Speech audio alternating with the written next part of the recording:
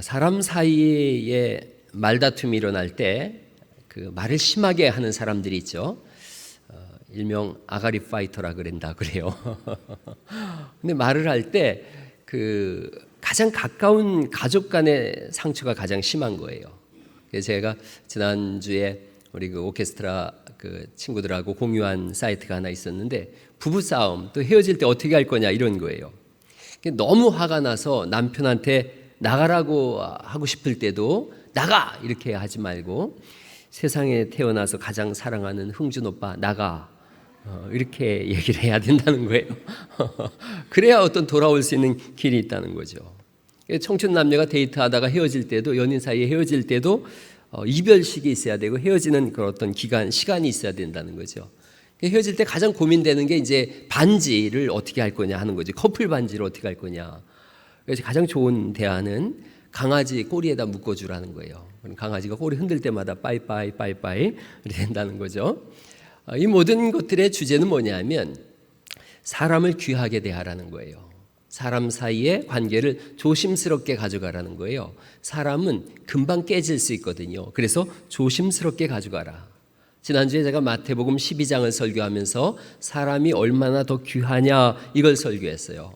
예수님께서 안식일의 주인이셨고 성전보다 크신 분이신데 그 예수님이 말씀하시는 거예요. 사람이 얼마나 더 귀하냐. 안식일보다도 사람이 더 귀하다 이걸 말씀하셨어요. 그리고 안식일 날 손 마른 사람을 치유하셨는데, 손 마른 사람이란 뜻은 손이 오그라진 사람인 거예요. 한쪽 손이 오그라진 사람을 치료하셨어요. 그 다음 날 치료하셔도 되는데 예수님의 마음은 사람이 언제나 우선이었던 거죠. 예수님 마음은 사람 살리는 데 있는데, 그런데 여러분 12장 14절을 보시겠어요?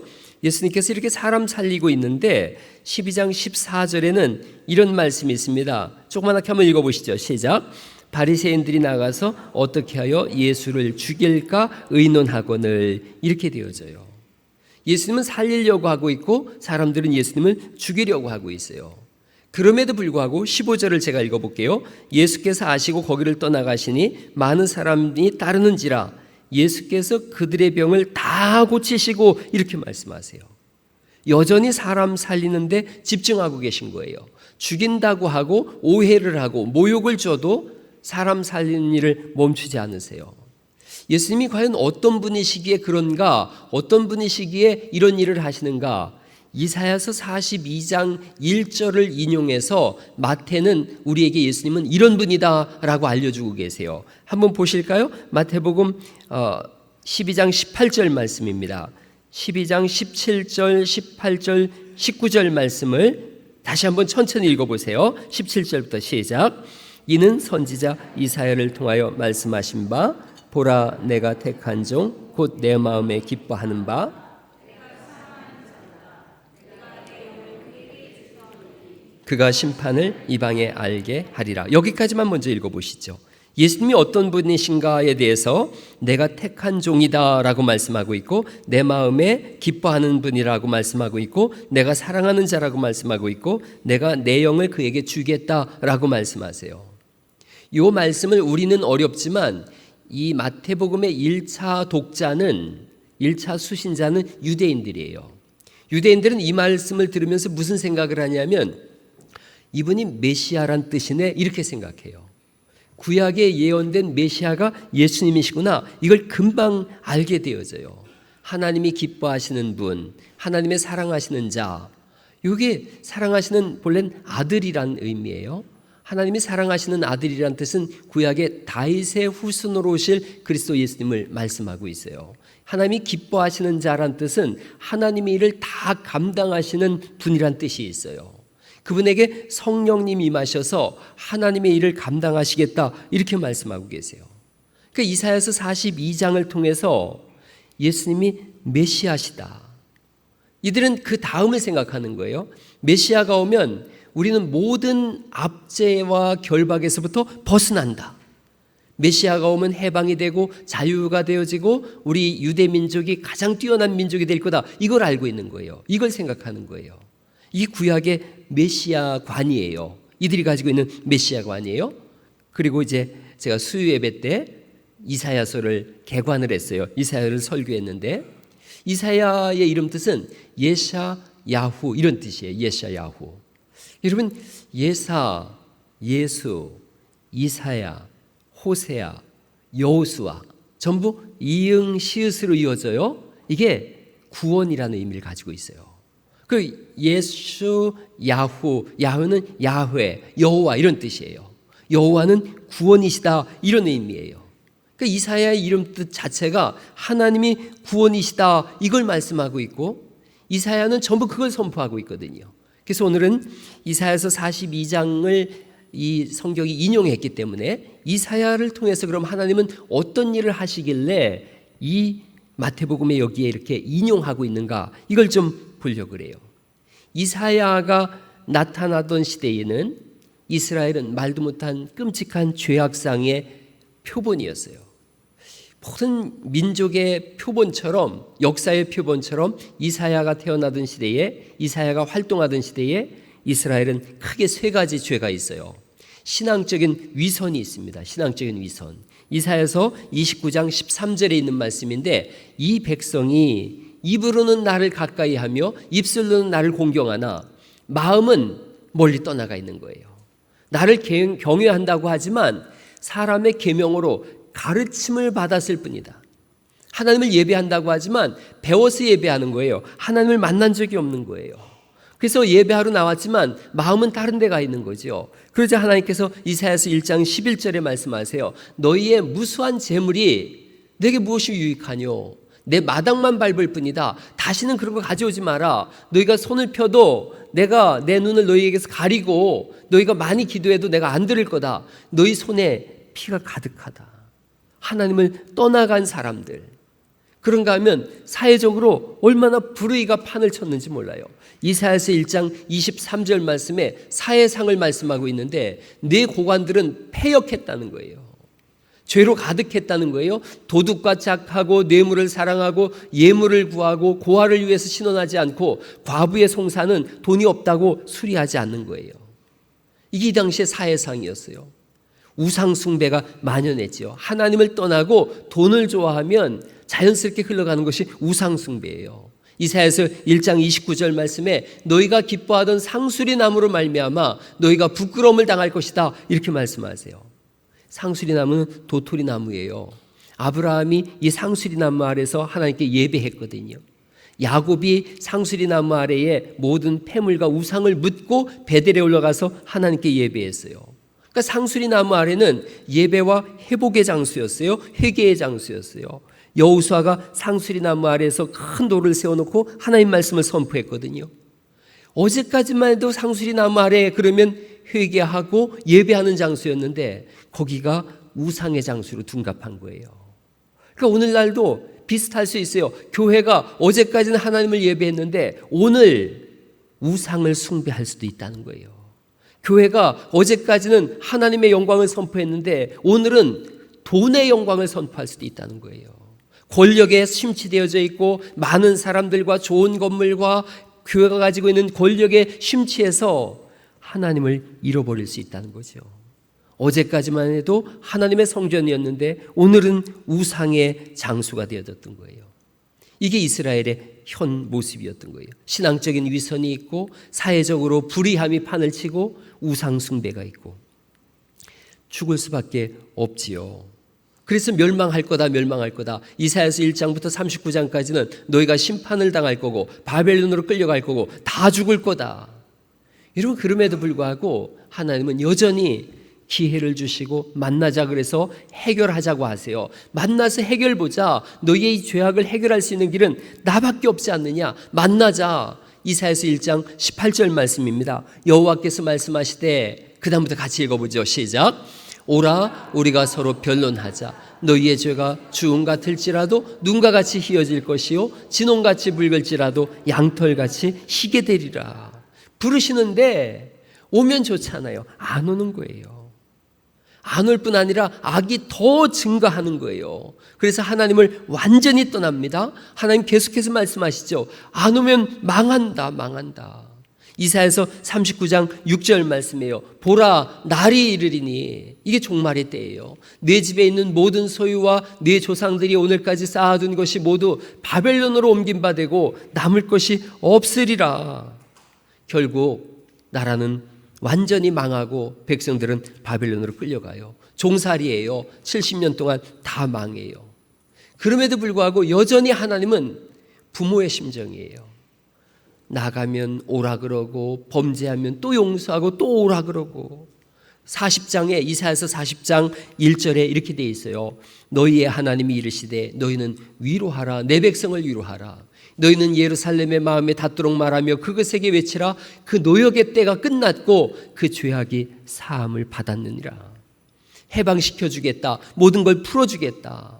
거기서 끝나지 않고 너희를 돌아오게 할 텐데 가장 빠르고 안전하게 돌아올 거다. 이스라엘이 돌아오려면 이렇게 돌아서 와야 돼요. 길이 없으니까. 그런데 내가 광야에 길을 낼 거다. 광야에 물을 터뜨려서 너희로 가장 빠르고 안전하게 오게 할 거다. 이사야서 43장 말씀을 우리가 잘 외우고 있는데 그 말씀이 그런 뜻이에요. 너희를 돌아오게 할 거다. 내가 너희를 콕 집어서 지명해서 불렀다. 넌 내 거다. 너희가 아무리 범죄해도 나는 부르고 또 불러서 끝내는 돌아오게 할 거다. 돌아오게 할 때에 안전하게 돌아오게 할 거다. 이사야서 43장 1절에 있는 말씀입니다. 너는 두려워하지 말라. 내가 너를 구속하였고 내가 너를 지명하여 불렀나니 너는 내 것이다. 내가 물 가운데 지날지라도 내가 너와 함께 할 거고 강을 건널 때 물이 너를 침몰하지 못할 거고 불 가운데 지날 때도 타지도 않고 불꽃이 너를 사르지도 못하게 하겠다. 빠르게 돌아오게 할 거다. 43장 19절 말씀이에요. 보라, 내가 새 일을 행하리니 이제 나타낼 것이라. 너희가 그것을 알지 못하겠느냐. 반드시 내가 광야에 길을 내고 사막에 강을 내서 돌아오게 할 거다. 여러분, 그런데 여기서부터 이제 마태복음이 들어가는 거예요. 돌아오게 할 텐데 누굴 통해서 돌아오게 할 것이냐. 하나님의 종을 통해서 돌아오게 할 거다. 그리고 그 종은 예수님이시다. 이걸 말씀하는 거예요. 예수님이 하나님의 종이라고. 여기서 종이라는 개념은 주님의 주인의 뜻에 절대적으로 순종해서 반드시 그 일을 이루어내는 사람, 이걸 종이라는 표현을 썼어요. 그러니까 하나님 아버지의 뜻을 절대적으로 순종해서 끝내는 우리로 하여금 돌아오게 하시는 분, 그분이 예수님이시다라는 개념에서 종이라는 표현을 썼어요. 그리고 이사야서 42장 1절에서 4절, 오늘 우리가 읽은 이 인용 말씀은 여호와의 종의 노래다, 이렇게 되어져 있어요. 여호와의 종의 노래다. 어떤 분이신가? 우리를 인도하시는 예수님은 그럼 어떤 분이신가? 12장 19절을 한번 더 볼까요? 12장 19절을 소리내서 같이 한번 읽어보십니다. 시작. 들리지도 아니하리니 아무도 길에서 그 소리를 듣지 못하리라. 여기까지요. 그는 다투지도 아니하며 들리지도 아니하리니. 들랜다라는 표현이 생소한 표현인데 소리 지르지 않겠다, 이런 뜻이에요. 소리 지르지 않는다. 다투지도 않고 소리 지르지도 않는 분. 자신을 죽이려고 하는 자들과 대항해서 다투지도 않고 소리를 외치지도 않는 분. 그리고 우리가 읽은 말씀대로 어떻게 하면 저 사람들을 살릴까, 이 생각으로만 가득한 거예요. 사람이 고귀한 생각을 가지면 저급한 것에 휘둘리질 않습니다. 예수님은 어떻게 하면 사람 살릴까? 사람 살리는 게 가장 중요하기에 그 생각을 하니까 죽인다고 하든 모욕을 하든 거기에 신경 쓰지 않는 거예요. 언제 시험 드는지 아세요? 내가 선한 일을 했는데 그 선한 일이 비판받을 때 시험 들어요. 그런데 그 일이 정말로 선하고 귀한 일이면 아무리 누가 뭐라 그래도 그 일에 흔들리지 않습니다. 예수님은 사람 살리는 일이 가장 우선이기에 그를 향해서 비판을 하든 죽인다고 하든 흔들리지 않는 거예요. 어떻게 하면 살릴까? 어떻게 살릴까? 그리고 자기를 비판하고 판단하는 사람들이 누군지를 정확하게 아시는 거예요. 죽인다고 하고 모함하고 시기하는 그 사람들이 누구냐? 20절 말씀을 보실까요? 20절 말씀을 같이 또 읽어보시죠. 시작.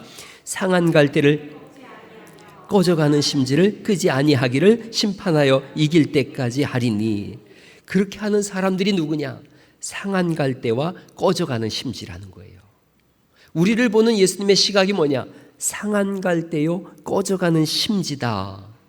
그래서 시험 들지 않는 거예요. 본질을 정확하게 알고 있는 거예요. 우리가 어떤 사람들인가? 꺼져가는 심지고 상한 갈대다. 이스라엘의 갈대는 대략 3가지가 있어요. 그런데 이 갈대는 대부분 다 쓸모가 없어요. 강가나 습지에서 흔히 구할 수 있는 건데 그 갈대 중에 하나는 지팡이처럼 좀 딱딱한 그런 갈대도 있어요. 단단해요. 이거 들고서 길 갈 때 이렇게 타닥타닥 하면서 가거든요. 그런데 상한 갈대는 갈라진 갈대예요. 손에 가시를 누는, 손을 벨 수 있는 그런 갈대예요. 예수님 우리 보고 뭐라고 하시느냐? 너희가 상한 갈대다. 연약하고 비참한 상태에 있는 사람, 그게 우리라는 거예요. 지난주에 제가 장발장 말씀을 드렸는데 슬픈 사람들이란 뜻이에요. 우리가 어떤 사람들인가? 연약하고 비참함과 슬픔 속에 있는 사람들이다. 그걸 아시니까 그들이 뭐라 그래도 대항하지 않으시는 거예요. 꺼져가는 심지다라고 말씀하세요. 이거 문학적 표현이에요. 죽어가는 인생이다 이거예요. 죽어가는 인생. 구약적 표현으로 말씀드리면 성전에 들어갈 수 없는 버림받은 사람들. 예수님 당시로 말씀드리면 세리, 죄인, 창기, 나병 환자, 버림받은 사람들, 외면당한 사람들, 사회적 약자와 소외당한 사람들. 이들이 꺼져가는 심지예요. 상한 갈대예요. 근데 그게 우리의 모습이에요. 여러분 깊은 밤 자신을 잘 생각해 보세요. 다 가진 것 같고 큰 힘을 가진 것 같지만 결국은 꺼져가는 심지예요. 시간이 지나면서 꺼져가는 심지인 걸 더 정확하게 알고 있고 상한 갈대라는 걸 금방 알 수 있어요. 코로나19 아주 보이지도 않는 박테리아 이것 때문에 마스크를 다 써야 되고 이게 우리가 꺼져가는 심지요 연약한 사람들이에요. 그런데 예수님이 그들을 오라고 하시겠다는 거예요. 내 집으로 초청하게 하겠다는 거예요. 성전에 들어갈 수 없는 사람들인데 들어갈 수 있게 해주겠다는 거예요. 그게 복음이에요. 하나님 나라에 들어갈 수 없는 사람들, 모든 사람이 죄를 범하였음에 하나님의 영광, 하나님의 영광은 하나님 나라예요. 하나님의 영광에 이르지 못하더니 그게 우리인데 우리를 그 집으로 초청하시겠다. 그게 복음이에요. 받아들여질 수 없는 사람인데 받아들이는 거예요. 용서할 수 없는 사람들인데 용서하시는 거예요. 죄악으로 가득 차 있는 사람들인데 그 죄를 깨끗하게 하겠다는 거예요. 그게 복음이에요. 우리가 예수님을 믿는 가장 큰 기쁨이 뭐냐? 내가 하나님 나라에 합당하지 못한 사람인데 나를 부르시고 택정하였다는 거죠. 지명하여 불렀다고 말씀하시고 너는 내 것이라고 말씀하시고 너를 보호하겠다고 말씀하시고 광야라고 내가 거기 길을 낼게, 물이 없다고 물을 터뜨릴게, 그래서라도 내 집으로 초청하겠다고 하시는 그 말씀이 우리에게 복음이 되는 줄 믿습니다. 주님이 이사야서 56장 5절에 이렇게 말씀하세요. 내가 내 집에서 내 성 안에서 아들이나 딸보다 낳은 기념물과 이름을 그들에게 주며 영원한 이름을 주어 끊어지지 아니하게 하겠다. 하나님의 자녀 삼아 주시겠다.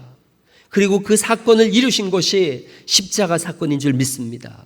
십자가에서 우리의 죄를 다 짊어지시고 죽으심을 인하여 이전 것은 지나갔으니 보라 새 것이 되었도다 라고 말씀하시고 하나님의 백성 삼아주신 줄 믿습니다.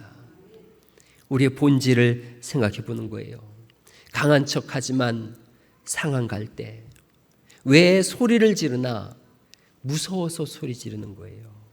힘들어서 소리 지르는 거예요. 교회에서 누가 소리 지르거들랑 기억하세요. 저분이 아프구나. 아프면 소리 지르지 않습니까? 저분이 고단하구나. 그래서 소리 지르는구나. 꺼져가는 심지를 생각해 보세요. 끓음만 나고 냄새만 나요.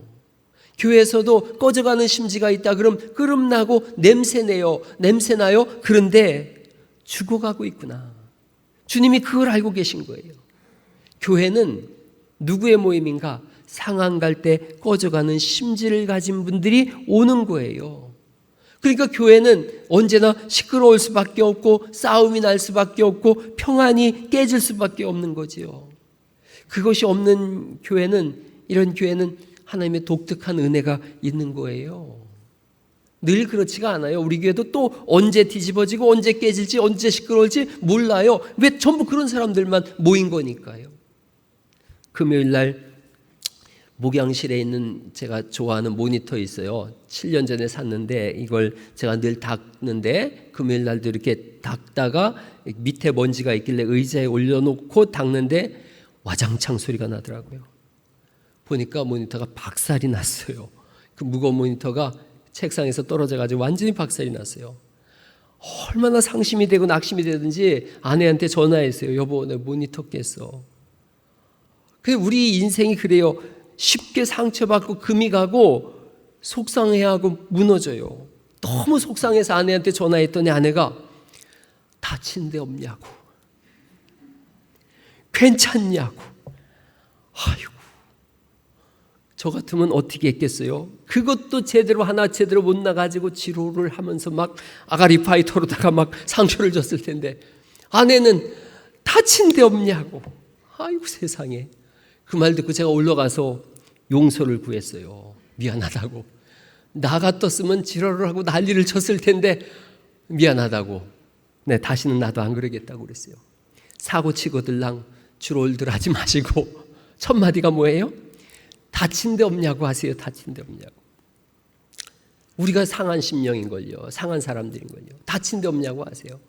엄격한 남편하고 살던 아내가 교통사고 냈대요. 무서워서 이제 남편한테 혼날 생각으로 벌벌 떠는데 그 사고 처리반이 와서 등록증 달라 그러대요. 등록증을 꺼내다가 이 아내가 펑펑 울었대요. 그 사람들이 와서 더 놀래가지고 뭔 일이냐고 했더니 아내가 등록증 속에 쪽지가 하나 있는데 사고 냈군. 걱정 말고 다친 데 없는지 살펴봐. 다친 데 없냐 그랬다고 남편이. 그러면서 펑펑 울었다는 거예요. 이런 그게 중요한 거예요. 전에 제가 되게 힘든 시간이 있었는데 집사님이 저보고 식사하자 그러더니 돈가스 사주면서 그러시더라고요. 괜찮으시냐고. 근데 제가 그 좋아하는 돈가스를 목이 메서 못 먹었어요. 괜찮았었는데 괜찮냐고 하는데 얼마나 마음이 좋던지. 괜찮냐고 하세요. 물어볼게요. 집에 여자친구가 아니면 아내가 도배를 했대요. 도배를 했는데 냄새가 너무 나니까 창문을 여니까 모기가 들어오는 거예요. 이럴 때 어떻게 해야 돼요? 창문을 열어야 돼요? 닫아야 돼요? 어떻게 해야 돼요? 그럴 때 너 괜찮냐? 이게 답이래요. 괜찮냐고 묻는 거래요. 상한 갈 때예요. 꺼져가는 심지예요. 그래서 주님이 말씀하는 거예요.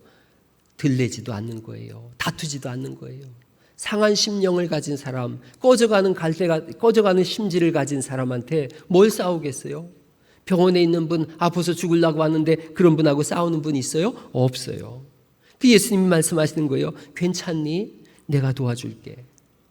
이스라엘에 고엘 제도라는 게 있어요. 고엘 제도. 노예가 되거나 망하거나 재산을 잃거나 고아가 되면 가장 가까운 친척이 찾아와서 그 사람이 노예로 끌려갔으면 몸값을 주고 찾아와야 되고 토지를 빼앗겼으면 토지를 찾아줘야 되고 고아가 됐으면 양자를 사모해줘야 되고 그게 고엘 제도예요. 이스라엘이 노예로 끌려갔어요. 도와줄 친척이 없는 거예요. 다 망했으니 북쪽 이스라엘도 망하고 남쪽 유다도 망했는걸요. 도와줄 친척이 없어요. 그런데 그때 하나님이 이사야서 54장 5절에 말씀하는 거예요. 너를 지으신 이가 네 남편이시라. 그의 이름은 만군의 여호와시며 네 구속자는 이스라엘의 거룩한 이시라. 그는 온 땅의 하나님이라. 내가 네 남편이 돼줄게. 내가 너의 가장 가까운 친척이 돼서 너를 되찾아줄게. 걱정하지 마. 내가 돕고 내가 책임지고 내가 구속할게. 이걸 말씀하시는 줄 믿으시기 바랍니다. 주님이 우리의 가장 가까운 친척이 되시는 거예요. 2016년 9월 12일 날 유튜브에 찬송이 한 곡 올라왔는데 이 찬송이 1100만 명 이상이 시청했어요. 그 찬송이 그거예요. 아무것도 두려워 말라. 주 나의 하나님이 지켜주시네. 놀라지 마라. 겁내지 마라. 주님 나를 지켜주시네. 내 마음이 힘에 겨워 지칠지라도 주님이 지켜주시고 세상에 험한 풍파 몰아칠 때도 주님이 지켜주신다. 주님은 나의 산성이고 요새고 소망이고 힘이고 방패고 칼이 되는 줄 믿으시기 바랍니다. 주님이 지켜주신다고 하세요. 이사야서 41장 10절에 실제로 이 말씀이 있습니다. 두려워하지 말라. 같이 한번 읽어보시죠. 시작. 두려워하지 말라. 내가 너와 함께함이라. 놀라지 말라. 나는 네 하나님이 됨이라. 내가 너를 굳세게 하리라. 참으로 너를 도와주리라. 참으로 나의 의로운 오른손으로 너를 붙들리라. 오늘 마태복음에 보니까 심판하여 이길 때까지 하시겠대요. 끝까지 그 잡은 손을 놓지 않으시겠다는 거예요. 세상이 손가락질하고 외면하고 무시하고 그래도 견디고 주님 바라보는 은혜가 있기를 간절히 바랍니다. 약한 자의 강함 되시는 걸요, 가난한 자의 부요가 되신다고 하셨고, 실망한 자의 소망이 되시고, 아픈 자의 위로가 되시고, 목마른 자의 샘물이 되시고, 꼴을 찾는 양의 푸른 초장이 되시는 그 주님 바라보면 우리는 어떤 어려움과 환난도 이겨나갈 줄 믿습니다. 생명을 얻게 하되 더 풍성히 얻게 하시는 분, 우리를 살리시는 분, 우리의 치료자가 되시는 걸요. 전에 제가 그런 말씀 한번 드린 적이 있어요. 부부 치료 프로그램에서 가장 친한 사람 20명을 써라 그랬대요. 다 썼어요. 가족을 포함해서 다 썼더니 이제 한 사람씩 지워나가 보라 그러더라는 거죠. 그래서 한 사람씩 자기에게서 좀 먼 사람부터 이렇게 지워나갔어요. 가족만 남았어요. 가족도 지워보라 그러더래요. 여러분, 아내하고 남편, 부부하고 자녀가 있다면 누구 먼저 지울 거예요? 제가 만난 어떤 분이 어제 그러셨어요. 어제 이제 자기는 살면서 아내가 자녀보다 더 소중하게 느껴졌다고. 믿으시면 아멘? 그럼요. 자녀를 지웠어요. 부부만 남았어요. 자식도 다 떠나고 부부만 남았는데, 그런데 지워보라 그러더래요. 여러분, 부부도 끝까지 함께 못해요. 영원히 함께 못해요. 제 아내가 오래전에 동의원소 치료를 받는다고 원대병원 지하실에 이렇게 갇혀줬어요. 3일간 있게 됐어요. 제가 폐소증이 있었어요. 그때 지하실에 아내는 이거 주사 맞고서 방위선 치료한다고 3일간 갇혀 있는데 저는 3분 만에 도망 나왔어요. 함께 할 수가 없더라고요. 같이 있고 싶어도 방사선 치료라고 함께 못 있는다 그러는 거예요.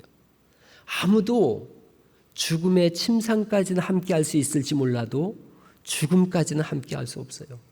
그런데 거기에 우리의 죽음 이후까지도 함께 하시는 분, 예수님인 줄 믿습니다. 예수님의 별명이 임마누엘이에요. 세상 끝날까지 함께 하시겠다고 말씀하셨고, 영원한 천국에서도 우리와 영원히 함께 하시는데 언제까지냐? 이길 때까지 하시겠다.